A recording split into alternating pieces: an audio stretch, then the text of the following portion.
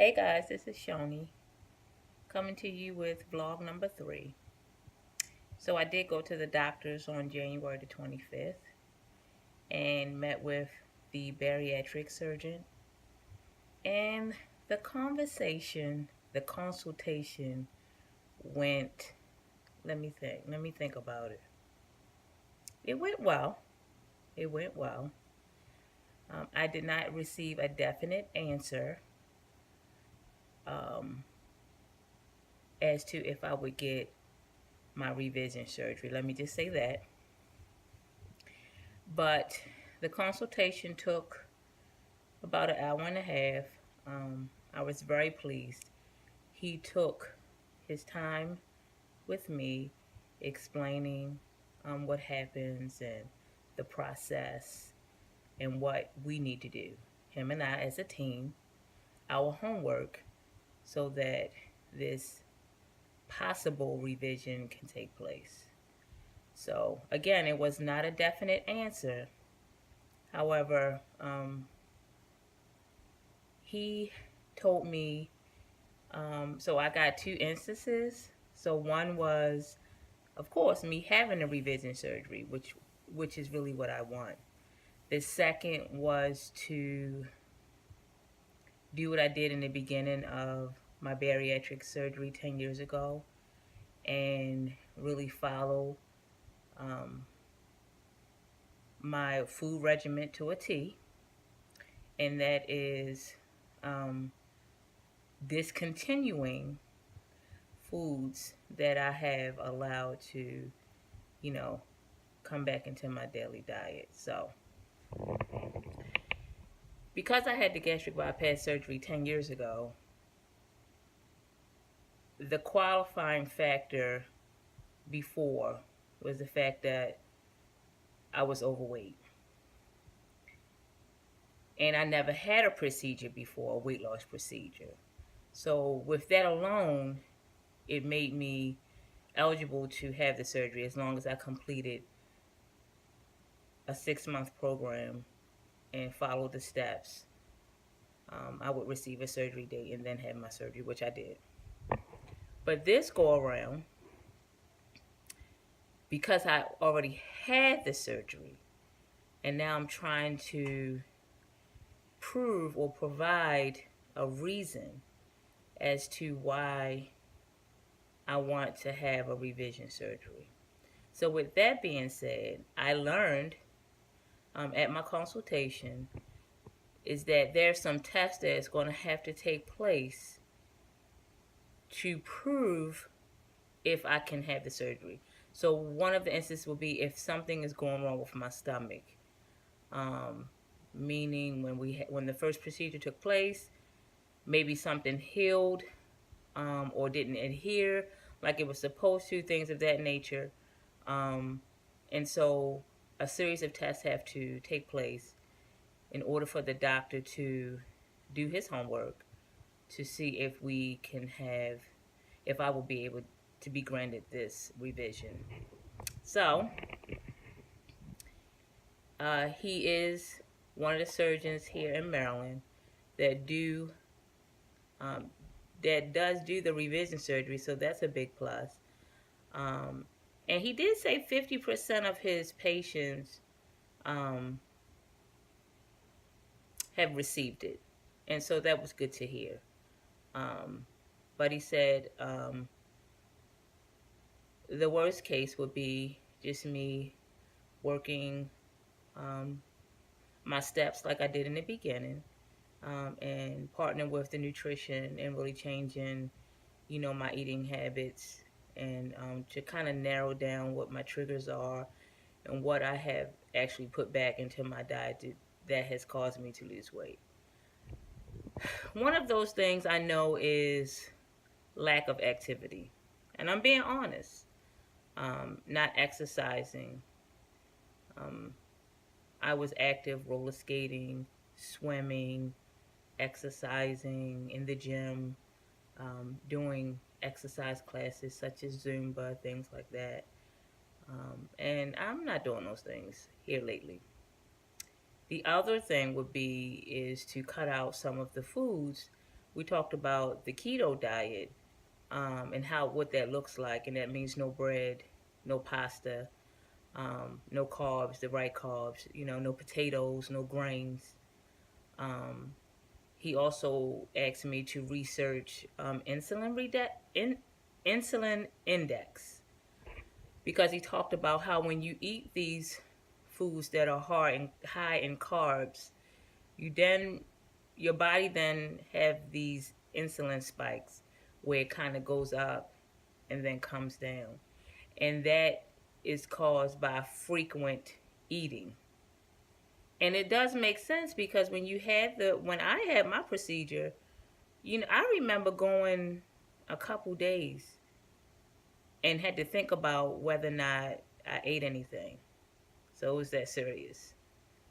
And so your body, your stomach, all of the gastrics that help you digest things, they get to rest. Your cells get to rejuvenate and things like that. So when you are constantly eating and snacking, because yes, I'm a snacker, I must say, that's when you have those insulin spikes, those up and downs. And so he was just saying, controlling some of that, um, to just actually see if the weight begins to come off. Um, he believes that my pouch is still working. He said for me to be out of my surgery for 10 years. I honestly, it's not as bad as other cases that he have seen. And he talked about some of his other patients who had the gastric bypass surgery 2 and 3 years out of their procedure. They have regained the weight. In some cases, they have gotten larger than what they were. So I know I have gained the weight, and I'm regaining some of my weight that I lost. I haven't gotten to where I was, but I'm not going to let myself get there either. So it was just interesting, the conversation. I'm going to continue to go to the classes. I have one in February and I have one in March, and then there will be three others scheduled after that. I started talking about some other things that I was feeling, tiredness, and numbness in my extremities.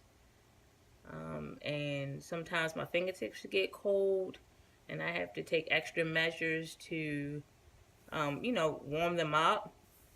And I was just talking, this is just a sidebar conversation, but just, asking him, what could that be?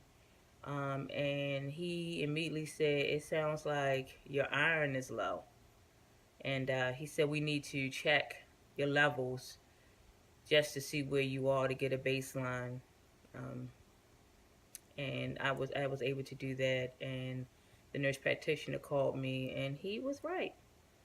My iron is extremely low. That I have now scheduled an appointment to see a hematologist, and there is a great possibility that I will have an iron infusion. And I was like, is there any way that I could just take iron vitamins? And the nurse practitioner said, in order for me to take, if I took the iron vitamins, the iron supplements, it would take a good 3 years for it to build up in my bloodstream like it's supposed to.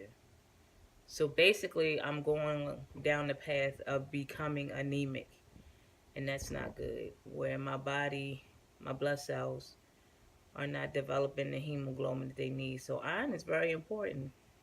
And so I have scheduled an appointment with the hematologist. And I've also scheduled my appointment with the nutritionist. I couldn't schedule an appointment with her until after I met with the physician, the bariatric surgeon. So he wants me to go on ahead and schedule that, which I have, and continue my classes and work the program. And also I have a follow-up appointment with him.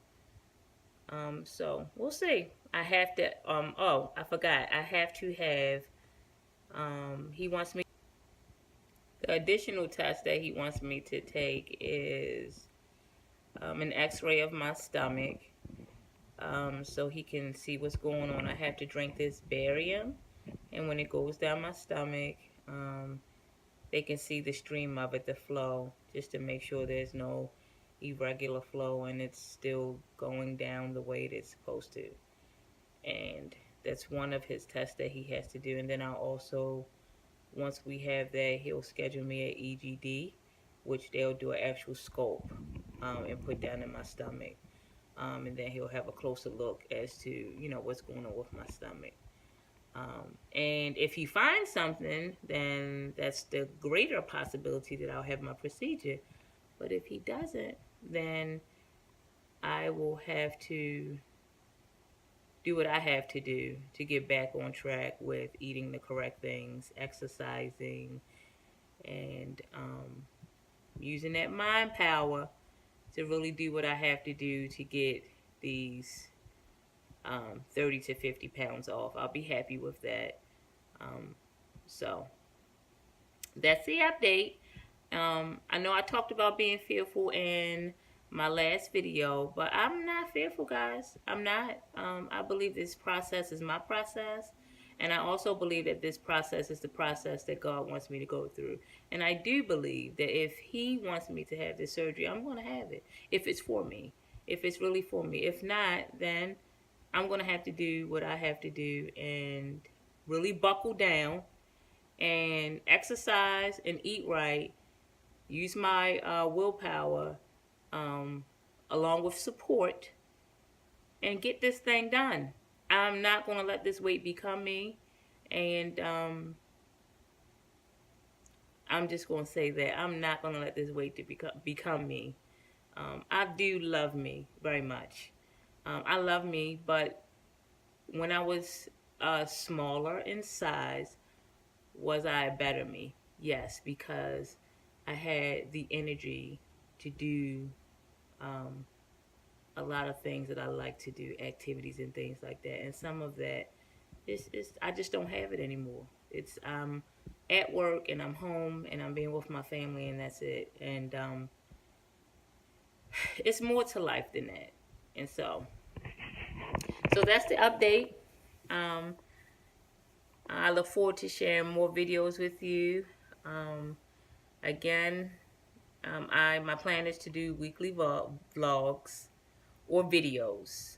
I'm going to have to change that because it's going to be between vlogging and videos, but I am going to do those weekly.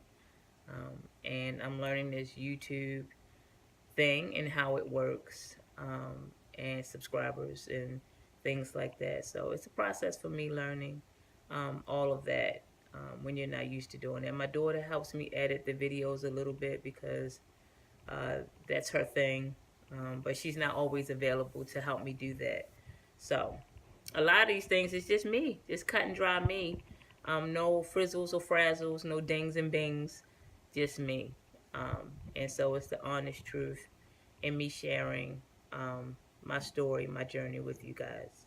So if you like what you see or hear, let me say that. If you like what you hear, please click the subscribe button to see further videos about Shoni's journey. I love you guys.